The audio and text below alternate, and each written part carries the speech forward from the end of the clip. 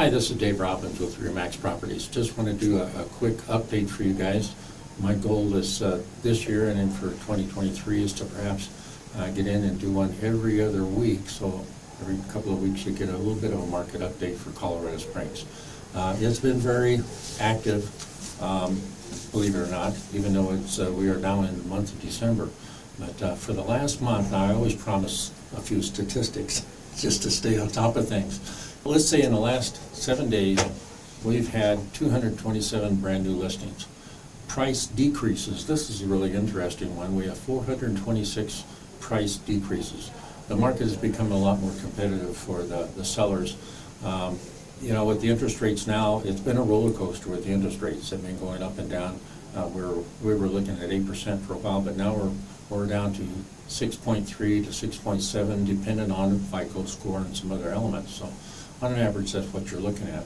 But now days on the market, back on the market, properties where the loans have fallen apart or maybe physical inspections of homes, and they came back on the market. There were 60 homes that did that in the last 7 days. Closed in the last 7 days here locally is 275 homes. So it's quite a bit.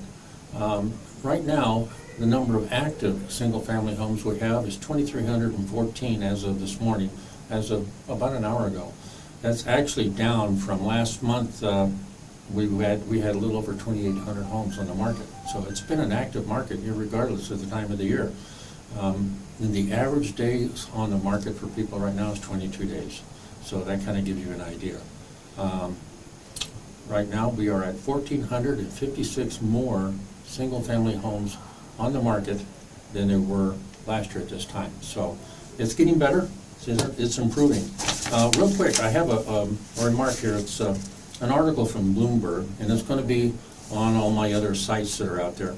Let me read that real quick. I thought this was interesting. It says millennials have a higher average 401k balance than Generation X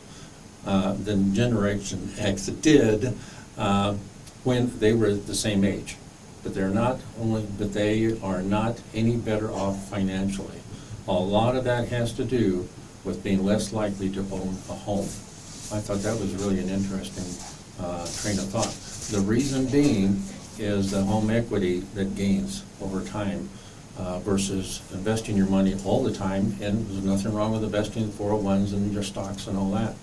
But another piece of that article is wealth disparity, and they were just using an average age of 65 years old and showing the disparity of a homeowner versus a renter.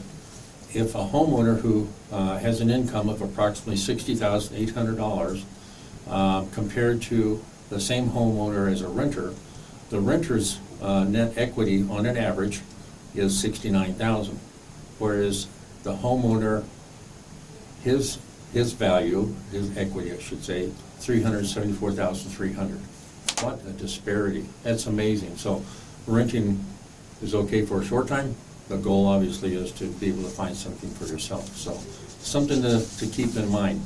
Another report that came out was a forecast for this next year, 2023. Now, Realtor.com forecasts an equity gain of 4.5%, and all the way down to Zelman, financial institutions show a depreciation of 5.1. So now I know you can't see this chart. However, when you average all of this out, I did an average of this, and it shows an average increase of net equity by owning a home for 2023 of 3.1%. That's still a little bit different than it was last time when I reported this. Again, the same figures. Everyone has a different way of reading those numbers, so it's pretty interesting. Another one, and the last chart that I'll use before I cut off here and turn you guys loose for the rest of the holidays, is the end of November. We saw an average, let's see here, average sales price of $525,635, which when you compare it to the $507,508 of last year, quite a bit of difference in there for net equity gain, irregardless of the fact that the market has leveled out more with the interest rates being a little bit higher. So it's still always better to own a home. And you know, it's something to think about, because whether you're renting or owning, you're still going to pay for the repairs in the home. A landlord is going to have you make the repairs, and if you do anything wrong with that property, you're going to fix it. And so why not own it if you're going to do that? So really something to think about. So anyway, I hope that all helps you guys a lot. And as I mentioned, average days on the market is 22, so if you're thinking of selling, now is just as good a time as any, especially with the interest rates being where they're at. Thanks a lot. If you have any questions, you can get in touch with me. As a matter of fact, I just mentioned a lot of this data that I was talking about is it's on David Robbins' Facebook, the LinkedIn, and Instagram as well. So you can check all of those and get these charts as well. So thanks, appreciate it, and have a great holiday. See ya.